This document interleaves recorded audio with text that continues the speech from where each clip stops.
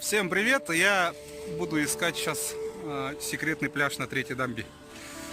Сейчас вот нахожусь через реку от Речпорта, вот прошел по дамбе, ушел налево и сейчас пойдем дальше.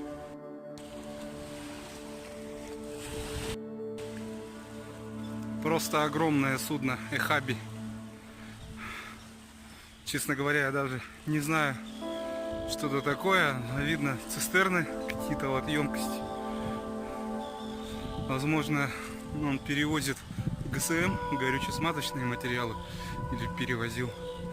Но выглядит очень колоритно.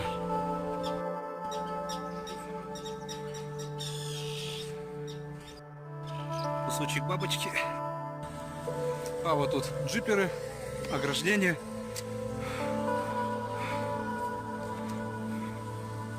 Вылезает из грязи. В общем, мы повернули не туда. Я так и знал, что дорога не та.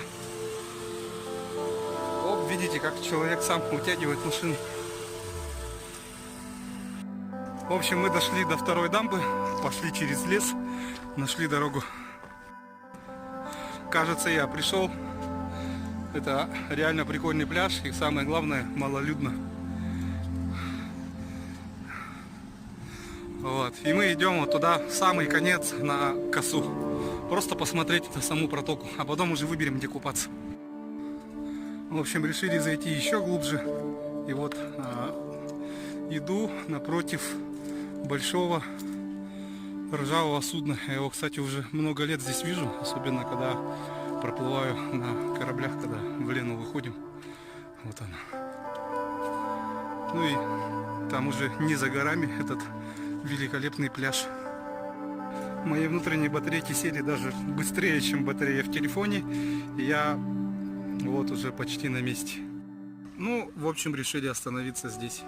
Ведь ноги. Выбрались мы на пляжную зону. Совершенно пустое место. Тут несколько человек только отдыхает. И посмотрите, тут прямо Майами Бич, Коста де ля Дорадо. Я не знаю, что еще. Шикарнейшее место. Вот вещи. И вот, короче, мы на купалке. Водичка просто супер. Правда, мелковато, конечно. В общем, продираясь по каким-то дебрям и пытаясь вернуться обратно на дамбу, откуда я пришел. Скажу я вам, поход был такой нелегкий. Пляж был шикарный, 10 из 10. Лучший пляж в окрестностях города из всех, которых я видел. И самое главное, там чисто.